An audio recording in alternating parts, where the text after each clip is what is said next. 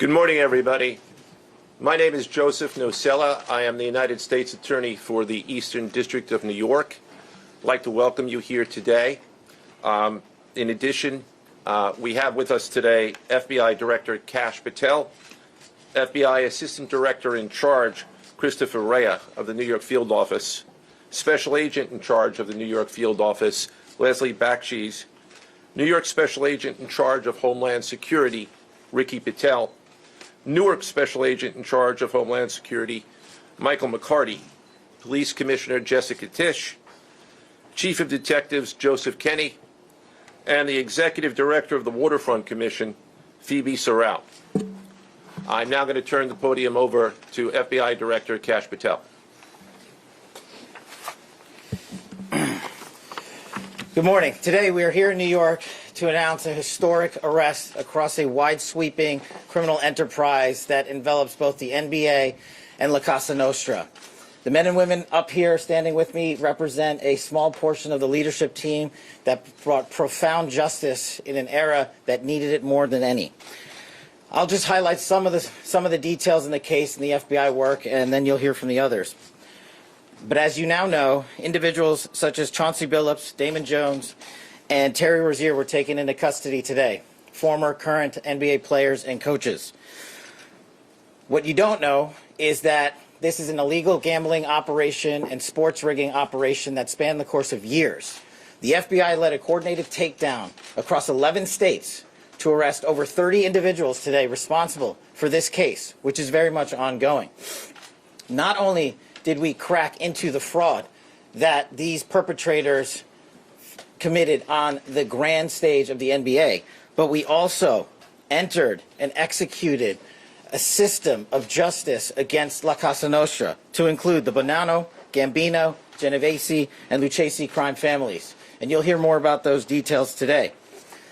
The charges and the arrests that were taken down across this country range from wire fraud, money laundering, extortion, robbery, illegal gambling.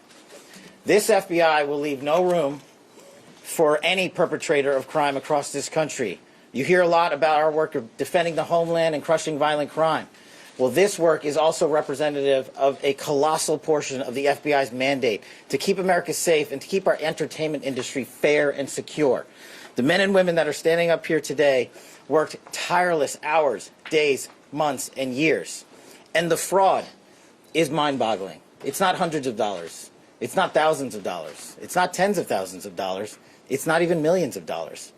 We're talking about tens of millions of dollars in fraud and theft and robbery across a multi-year investigation.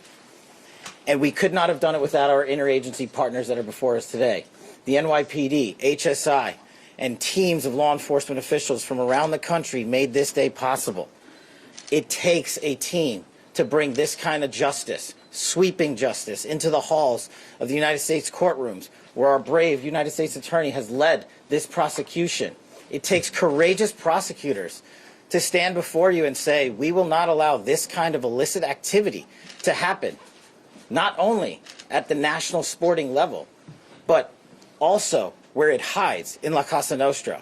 And when these two collided together, they perpetrated a fraud that is historic in terms of not just money, but the scheme and the deceit that they utilize to steal and swindle people for money, to include crypto fraud.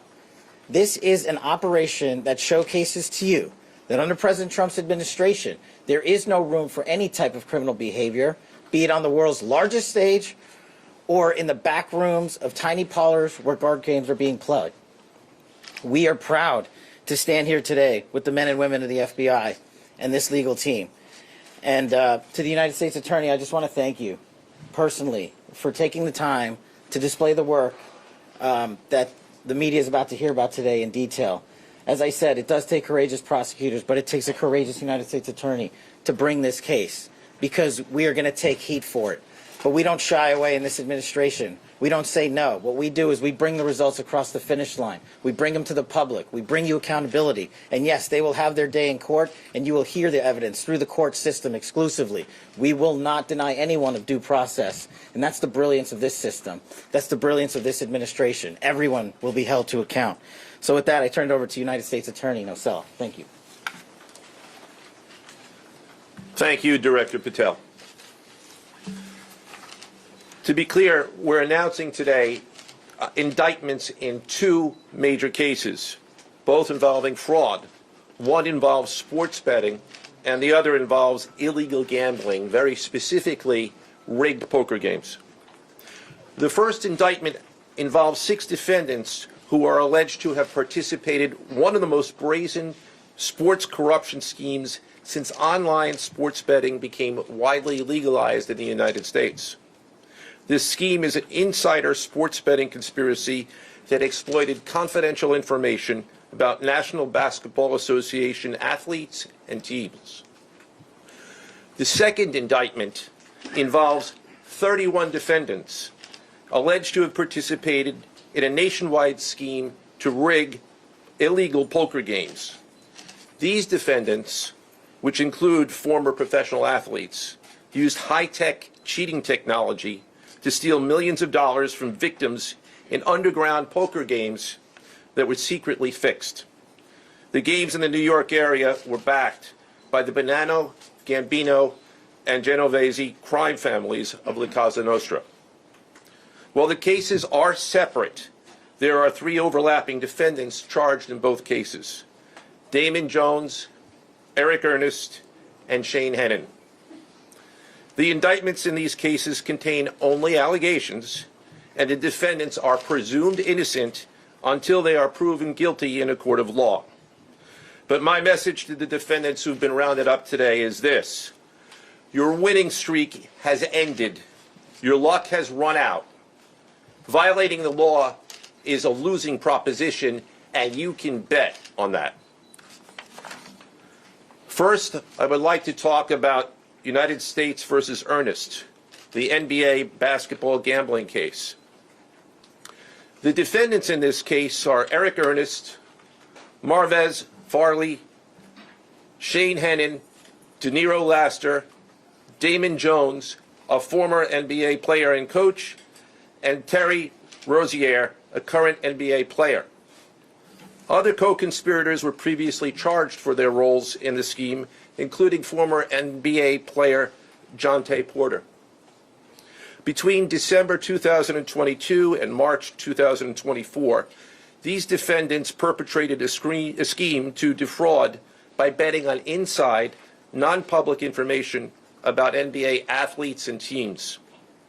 The non-public information included when specific players would be sitting out future games, or when they would pull themselves out early for purported injuries or illnesses. They relied on corrupt individuals, including Jones and Rozier. They also misused information obtained through long-standing friendships that they had with NBA players and coaches. And in at least one instance, they got their information by threatening a current player, Porter, because of his pre-existing gambling debts. Defendants used this non-public information to place hundreds of thousands of dollars in fraudulent bets, mostly in the form of prop bets on individual player performance. The bets were placed through online sports books and also in person at casinos. The defendants relied on a network of straw bettors to place the maximum amount of bets to increase their potential profits. Most of these bets succeeded, and the intended losses were in the millions of dollars. The defendants then laundered their illegal winnings in various ways: peer-to-peer platforms, bank wires, and simple cash exchanges. The indictment details specific examples where the defendants profited from illegal gambling and illegal betting on various NBA games about the performance of players on, among other things, the Charlotte Hornets, the Portland Trail Blazers, the Los Angeles Lakers, and the Toronto Rangers. Each defendant in the NBA basketball gambling case has been charged with conspiracy to commit wire fraud and conspiracy to commit money laundering. Now, I would like to turn to the other case, United States versus Aiello, the rigged poker game case. Beginning as early as 2019, the defendants in this case orchestrated a scheme to use wireless cheating technology to run rigged poker games across the United States, including in the Hamptons, Las Vegas, Miami, and Manhattan.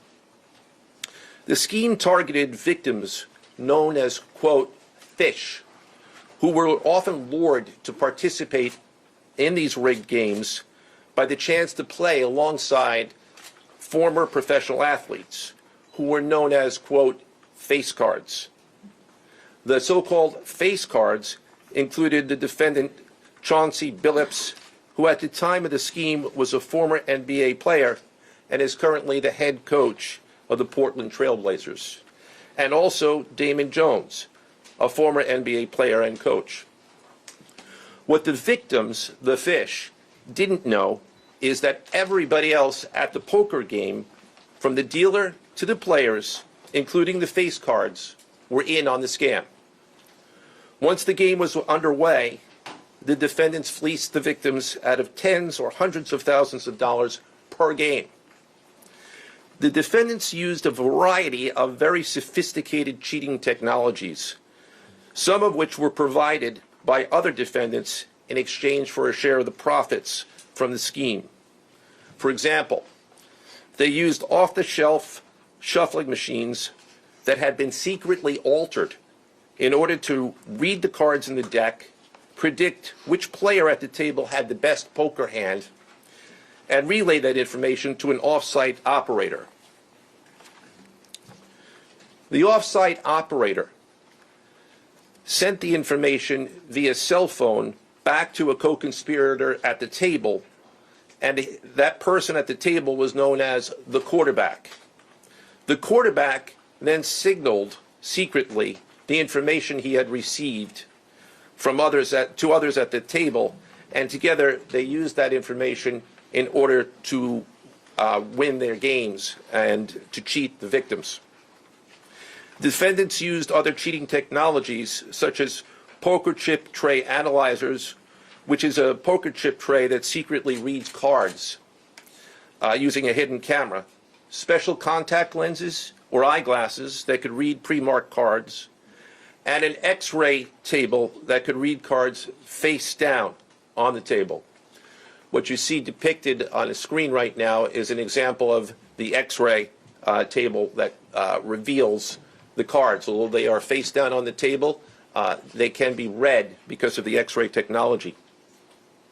The Mafia, specifically members and associates of the Bonanno, Gambino, and Genovese organized crime families, had pre-existing control over non-rigged, illegal poker games around New York City.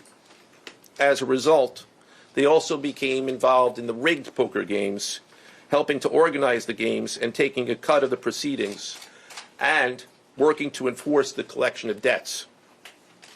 The defendants laundered their proceeds, including through cash exchanges, the use of multiple shell companies, and through cryptocurrency transfers. As part of the scheme, some of the defendants and their co-conspirators also committed acts of violence, including the gunpoint robbery of a person in order to obtain a rigged shuffling machine, and extortions that were perpetrated against victims in order to ensure that they repaid their gambling debts. Defendants who participated in the rigged poker scheme are charged with wire fraud conspiracy. Other defendants have been charged with crimes including illegal gambling, money laundering, Hobbs Act robbery, and extortions.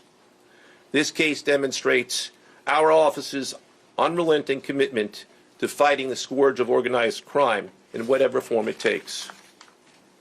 I'd like to conclude my remarks by thanking the incredible hard work of our law enforcement partners, including the FBI, Homeland Security, the NYPD, and the Waterfront Commission. I also want to thank the dedicated prosecutors who built these two cases and who are standing to my right. Benjamin Weintraub, David Bourbon, Caitlin Farrell, Michael Gibaldi, Irisa Chen, and Sean Sherman. They had the assistance of paralegal specialists Liam McNett, John Schneider, Marlene Bosler.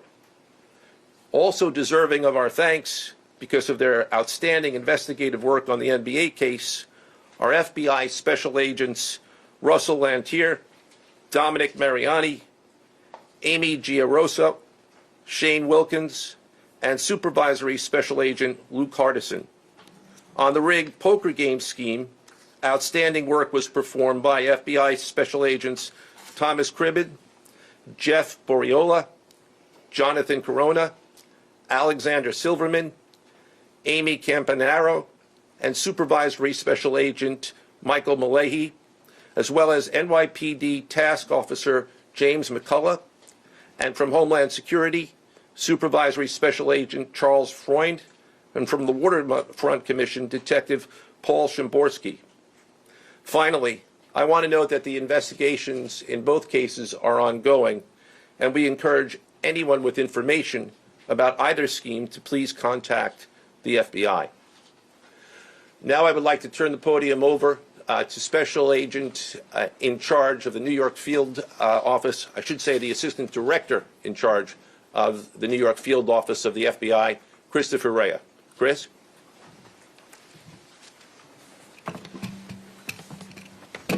All right, thank you, Joe. As always, we appreciate the partnership here. Can't do any of this without you and your team, so thank you. Also want to publicly thank the director for coming down from D.C. The director's a very busy person, and for him to come down should tell you the importance of this historic case. I'm Christopher Rea, the Assistant Director in charge of the FBI New York Field Office. Today, as you've heard, our office conducted a massive nationwide takedown from 2 indictments of 34 defendants for their alleged involvement in 2 separate illegal poker and sports betting schemes where, as you heard, the odds were rigged in their favor. Among these defendants are 13 members and associates of the Bonanno, Gambino, and Genovese crime families, to include capos and soldiers from these families. Additionally, as you heard, current and former NBA coaches and players are also implicated, to include Chauncey Billups, Damon Jones, and Terry Rozier. 3 of the named defendants are charged for their alleged roles in both schemes. This alleged illegal gambling operation hustled unwitting victims out of tens of millions of dollars and created a financial pipeline for La Cosa Nostra to help fund and facilitate their organized criminal activity. Victims were attracted to play alongside well-known professional athletes and coaches like Chauncey Billups, only to be unknowingly deceived through rigged shuffling machines, fixing the odds in their favor, as alleged and as you just heard from the U.S. Attorney's Office. This alleged scheme wreaked havoc across the nation, exploiting the notoriety of some and the wallets of many to fund the Italian crime families here in New York. Let me be clear about this fact. The FBI has not and will never take their eye off the ball when it comes to Italian organized crime in this city, specifically the LCN and the 5 families here in New York. We are not going to permit any criminal enterprise, whether it be Italian organized crime, Asian organized crime, Eurasian organized crime. We're not going to permit any of those organized crimes, families, and organizations to operate in our city or our country, as evidenced by the 11 states that were also participating in this operation today. The FBI office here in New York remains committed to eradicating all unlawful revenue streams fueling this criminal activity. As with most cases we've worked, this is only the tip of the iceberg for the FBI and the U.S. Attorney's Office. Our LCN squad agents and analysts are continuing to work day and night with the Eastern District of New York to ensure members and associates of the 5 families cannot continue to wreak havoc in our communities.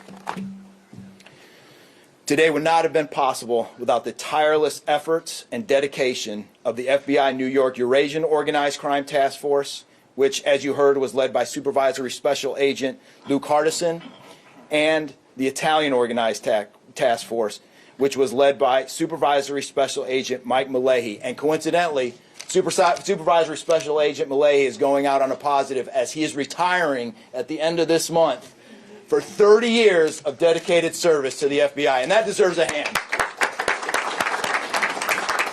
He's what we call a legend here at FBI New York. Additionally, obviously we cannot do this alone without our partners. I want to extend my appreciation to Homeland Security Investigations Special Agent in Charge, Ricky Patel. Of course, we do nothing in this city without the NYPD. New York City Police Department Commissioner Jesse Tisch, thank you, ma'am, for all your work and all your resources that you dedicated to this. And New York Waterfront Commissioner Phoebe Soriel for their agency's assistance and support throughout this lengthy and complex investigation. Our collective efforts ensured these subjects will face accountability, like the director said, for their alleged wrongdoings. Thank you, and I'll now turn it over to Special Agent in charge of HSI, Ricky Patel.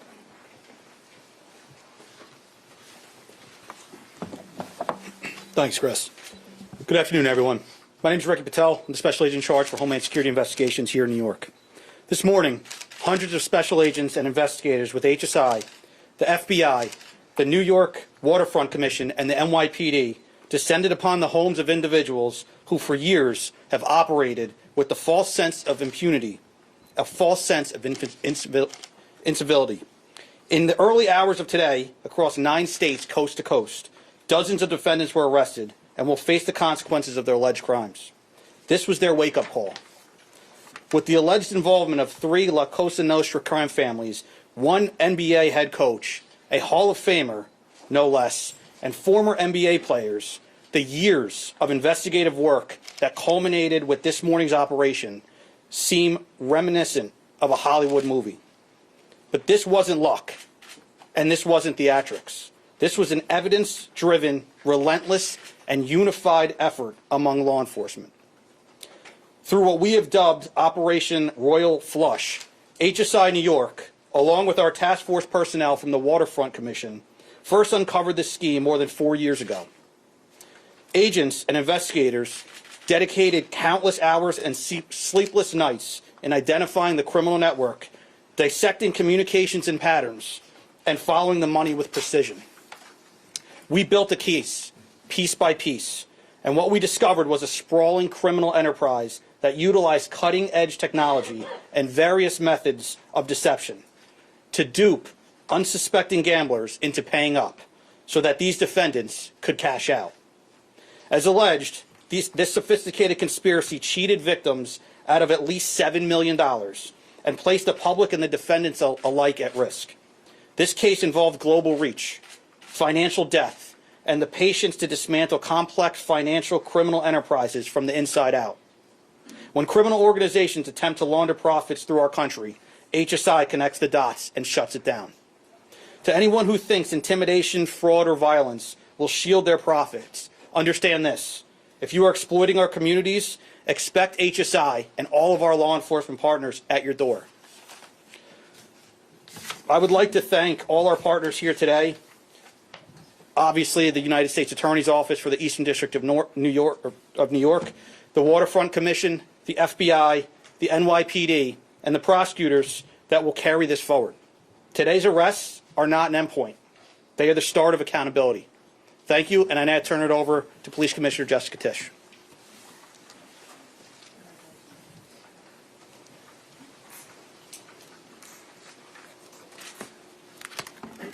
Good morning. Thank you to Director Patel, Assistant Director Rea, and U.S. Attorney Nocella. What we're announcing today is not just another takedown.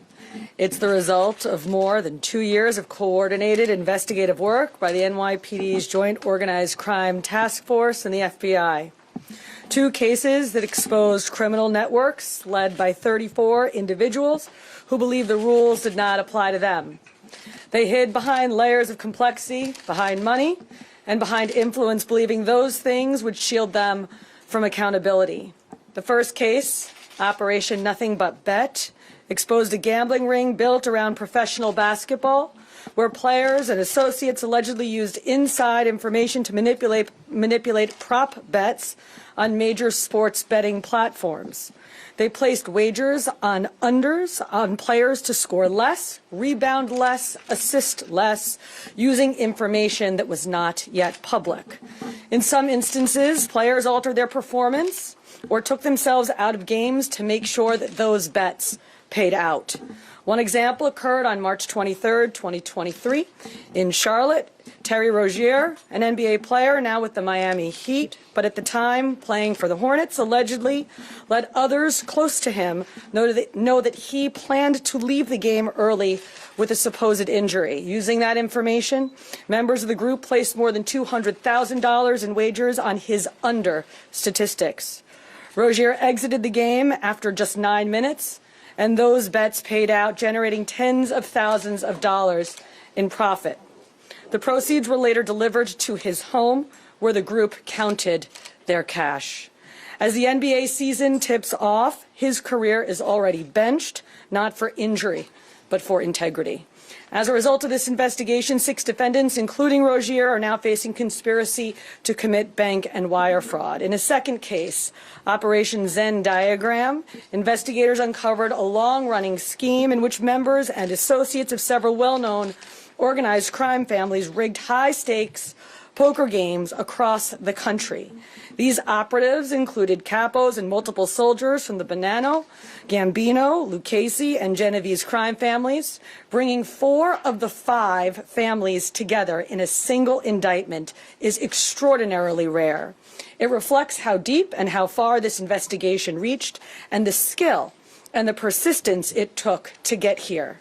That work uncovered a deliberate, technologically sophisticated operation designed to carry out their crimes. They used custom shuffling machines that could read the order of cards, barcoded decks, and hidden cameras built into tables and light fixtures. The organizers also enlisted well-known public figures, former and current NBA players and coaches, including Chauncey Billups, the head coach of the Portland Trail Blazers, an NBA champion, and a Hall of Famer, to make the games appear legitimate. Victims believed that they were sitting at a fair table. Instead, they were cheated out of millions. One victim in particular lost $1.8 million. In total, losses exceeded $7 million and continue to climb. And when people refused to pay, these defendants did what organized crime has always done. They used threats, they used intimidation, and they used violence. It's the same pattern that we have seen for decades. Traditional mob enforcement methods combined with new technology to expand the reach of their operations. Now, with the unsealing of today's indictment, 34 individuals are facing charges, including robbery, extortion, money laundering, wire fraud, bank fraud, and illegal gambling. I want to commend the outstanding work of our detectives from the Joint Organized Crime Task Force and their dedication to these cases, especially Captain Ruben Pagan, Sergeant Chris McGuire, Detective Alexander Creamer, Detective James McCullough, and of course our Chief of Detectives, Chief Kenny. As part of these investigations, our members recovered and reviewed thousands of hours of video, conducted extensive surveillance on illegal gambling locations across the city, and executed more than 24 search warrants on electronic records that revealed the true extent of this conspiracy. Once again, the work of our detectives, together with the FBI and the U.S. Attorney's Office, closed those gaps before they could widen further. The NYPD is proud to stand with each of you today, as these cases represent the kind of partnership that defines modern law enforcement agencies, sharing intelligence, coordinating resources, and moving as one team. Thank you.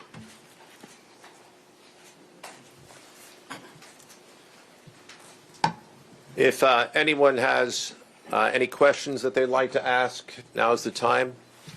I had a question about the structure of the case. Is it the investigation into one case, did that lead into the discovery of the other?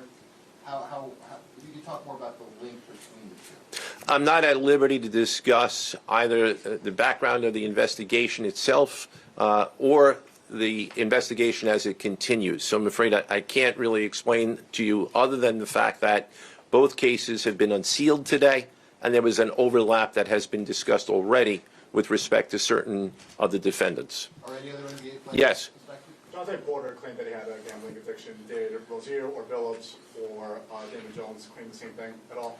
With respect to any allegations or defenses that have been made by any of the defendants, they will have their opportunity to present them in court.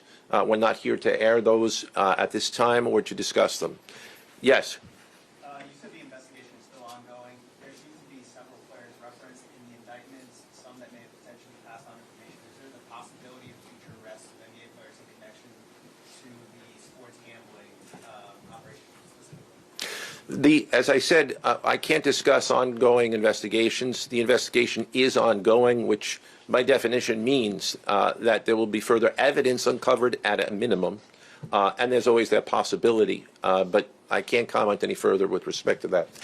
Yes. Thank you. Director Patel, you had said in your comments, we're going to take heat for this case. Why do you say that, and what efforts might you take to counter that? It's not popular to go after some of the defendants that we went after today, but justice is served blindly. And how do we countermand that? Simple. The unsealing of these indictments today shows the force of the Department of Justice and our great Attorney General and the leadership that we have at the FBI and the team here to specifically mete out justice. And look, let's not, mince words. This is the insider trading saga for the NBA. That's what this is. That's why we are going to take heat. But as the evidence comes out, as the indictments are unsealed, you will see the extensive work these men and women put in, countless hours over years, and that's how we countermand it. Director Patel, so the dates of these indictments that they were filed are October 9th and October 16th. Can you talk about the timing of moving in now? Why now? We will not publicly discuss the timing of when we do takedowns. I will only say that we do takedowns in a coordinated fashion with our law enforcement partners and the U.S. Attorney at the appropriate time to make sure that we ensure the integrity of the investigation, as the United States Attorney said, an investigation that is very much ongoing. Director Patel, you said insider trading for the NBA. What are the implications of this case for other sports leagues and for the legal gambling industry in general? Simple. If you're participating in the legal gambling industry, you got nothing to worry about. If you're participating in illegal conduct, you got everything to worry about, and this case shows it. Did the illegal conduct cross with the legal sports betting platforms in any capacity? And if so, is that the search warrants that the police commissioner just referenced? I'm not sure I quite understand your question. You're asking if the illegal conduct... If it's crossed with, like, the sports betting industry, or the online sports betting. The sports books themselves are victims in this case. They themselves did not, as far as our investigation is concluded, they did not perpetrate anything unlawful. Are you able to say which sports books or online outlets they use to make these bets? I'm not going to respond to that at this time, but that information will be made public. Yes? Can you identify the access point where these co-conspirators were able to recruit these, famous people to partake in the schemes? When you say the access point, They were able to recruit them? I'm not sure which case you're referring to. Oh. Well, Rozier, how he was recruited, Damon Jones in the NBA scandal, and then Billups for the poker game. We're not at liberty to say that at this time. That will be revealed in due course. Yes. No, he was being... What is your question, sir? Hey, thanks for being here.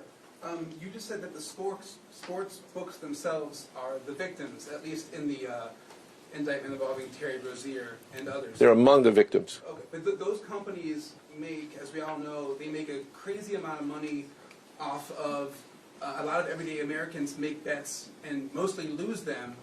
Are you concerned with a jury potentially not being sympathetic in a case where the victims, as you say, are these multi-million or billion-dollar gambling companies?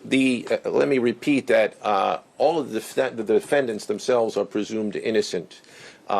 We believe that at a trial, when they have the opportunity to present their defenses if they chose, because they're not required to, we will come forward with the evidence to demonstrate their guilt. Yes? There's been, I'm sorry. Did the NBA cooperate with this investigation at all? The answer to your question is yes, the NBA has cooperated with the investigation. Yes, sir.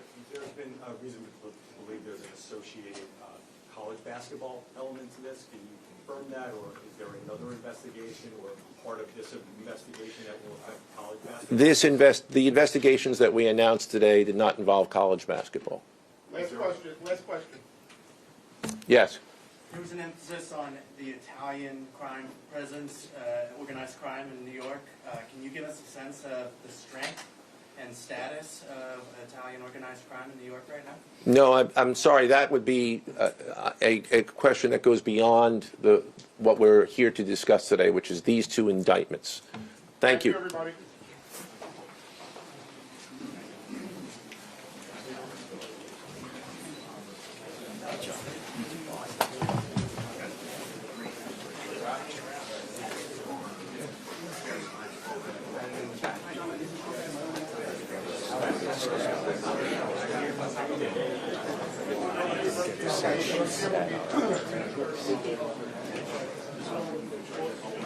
This guy, whatever, you know about him?